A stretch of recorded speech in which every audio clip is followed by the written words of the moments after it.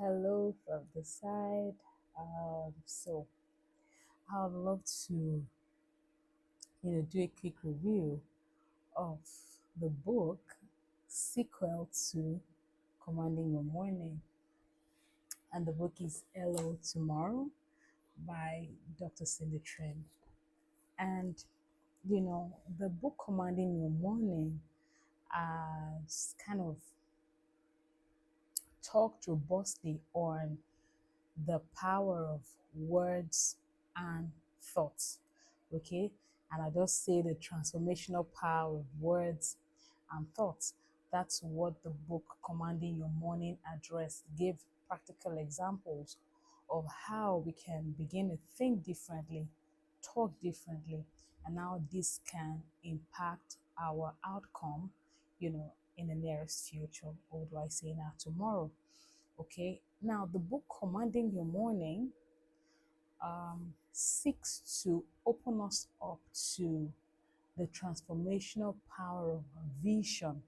So, Commanding Your Morning had kind of opened us up to the transformational power of words and thoughts, how we can begin to command our day early in our lives and how that can affect our outcome. And this is a transformational power of vision. The book seeks to, help us see beyond now. And the first point she made that I would be honest that struck me was, how do you see your future? Like, how do you see your tomorrow? And the point she made in the beginning is, the way you see yourself today plays a huge role on how you see yourself tomorrow. So, what are you seeing about yourself now? How do you see yourself? That plays a huge impact on how you see tomorrow. And so, this book seeks to help us understand and harness the power of our vision, in shaping the tomorrow would like to see. We can create a bridge, between now and that tomorrow we see. What we do not see, what we do not have in our, what we do not have a mental picture of, we cannot strive towards, or we cannot, begin to think on how do I get there. All right. So there is that bridge. There is that. How do I see? What do I see tomorrow? Do I even see tomorrow? So that's one major thing Dr. Trim addressed in this book. Okay, so this book actually has 12 chapters and has 4 sections. All right, so under each section, okay, sorry, I'm used to using the word section, so it's used steps here. So 4 steps, so it's divided into 4 segments, and each segment has 3 chapters. The first one says build a bridge to your future. The second one says put yourself where you see yourself. Then the third says write your own history, and the fourth says dare to do something great. Okay, so the first one says build a bridge to your future. So the thing is, do you even see a future? Yeah, do you see a future? All right, and she seeks to let us know that this is your future we're talking about. This is my future we're talking about, and it's my duty to own it. I have a part to play. What do I see? Where do I want to be? Can I see it? All right. Another says, leave the ordinary behind. And when she had talked about this part, it was more like, don't be afraid. You need to leave all those limiting thoughts, limiting mindsets, uh, things that have kind of formed who we are over a long period of time. Voices that have told us this is who you are and you cannot go beyond this. I mean, your life is going to always be ordinary and you cannot rise above that. But guess what? We can rise above that. beyond what the circumstances around our lives looks like, beyond what the circumstance of our birth looks like, beyond where we grew, beyond, you know, that there is a part for me to play. It's my future. And if I can imagine a great future, if I can see it, then I can get there. If I can see it, then I can get there. I can leave fear behind. I can leave the ordinary behind and move towards something bigger. All right? Then she said, set your course towards tomorrow. Do you see that place? Once you see it, then you need to begin to move in that direction. Yes, you need to begin to move in that direction. Um, there's a concept she shared. I actually put I wrote, you know how you put a sticker, a sticky note.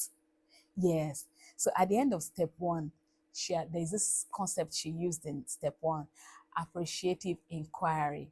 And when I thought about that, because I was like, how many a times when you're kind of taking stock of your life or taking stock of maybe a particular situation, or if maybe you're a business owner and they're trying to take stock of how maybe the year has been, many a times we are tempted to focus on what did not work.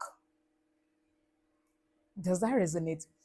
We are tempted to focus on what didn't work.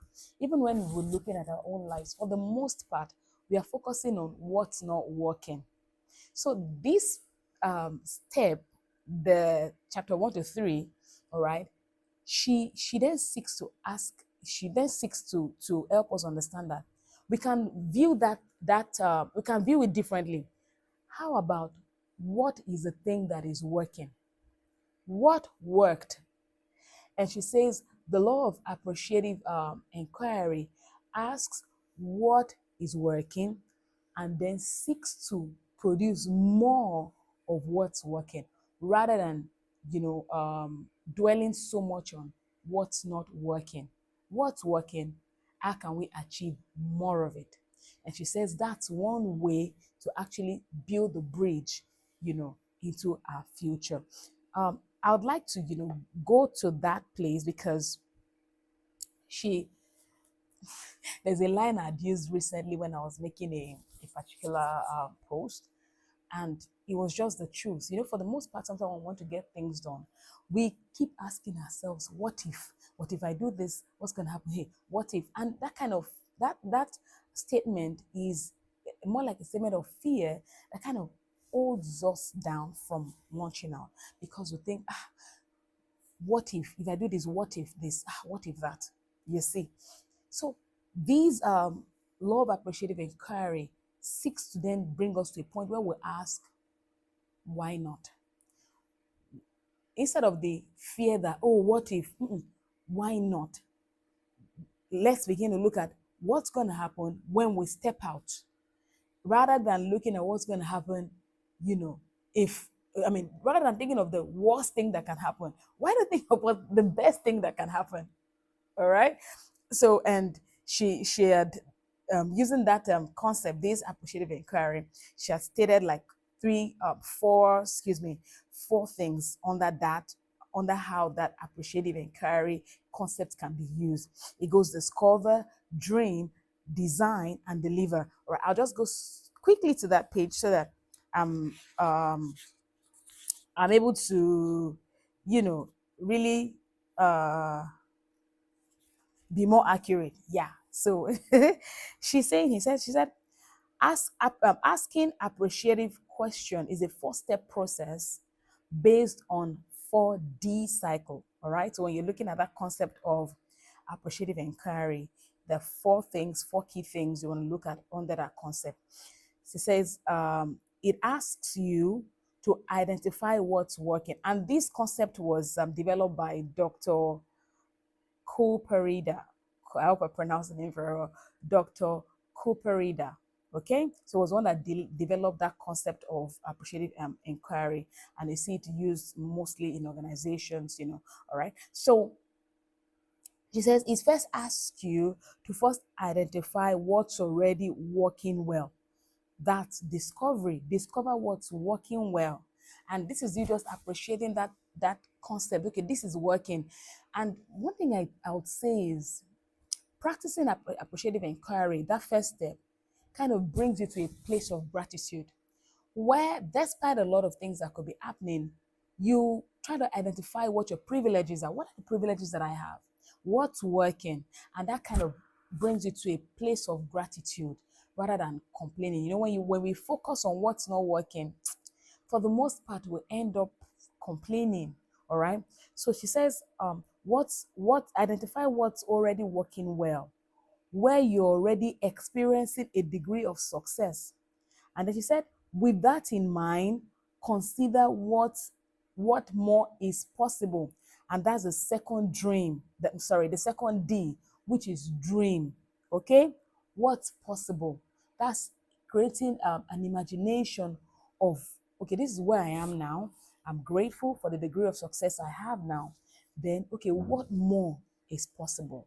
And that's dreaming, that's envisioning. Now, the next D is design, and that says, all right, let me just go ahead and read so I don't lose that track of that track.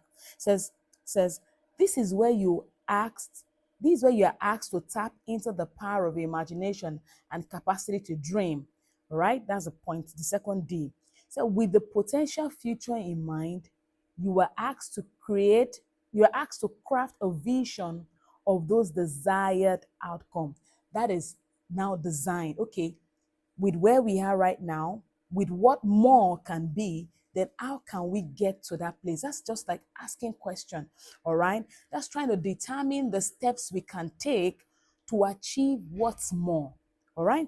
And then the third one now, the final one is deliver what will be, all right? So I'll just continue that thread of that line, okay? Finally, determine the step necessary to bring them to pass, and that's execution. So for the most part, I think uh yeah, we find it easy to like, okay, this is what's working. All right, what more can be? Then how can we, what steps we need to take together? How can we do it? Then that once we've identified that those steps and all, I think one of the difficult parts is usually the execution, that executing. And it's an execution that we actually get results. Okay, yes, it's great to envision, put steps down, but then the discipline to execute is where I think, for the most part, we usually encounter hiccup, and this is what one of the things that this book addresses. Okay, so I'll call this a wrap for the first section of this book. Okay, that's like the step one. That's how you build a bridge to your future. Okay. All right then. So the next review will be on the step two. That kind of um,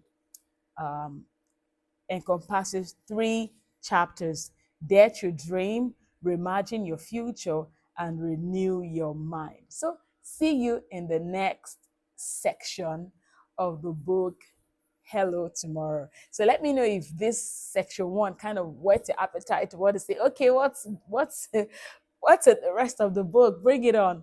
All right, let me know that in the comment section. Thank you so much.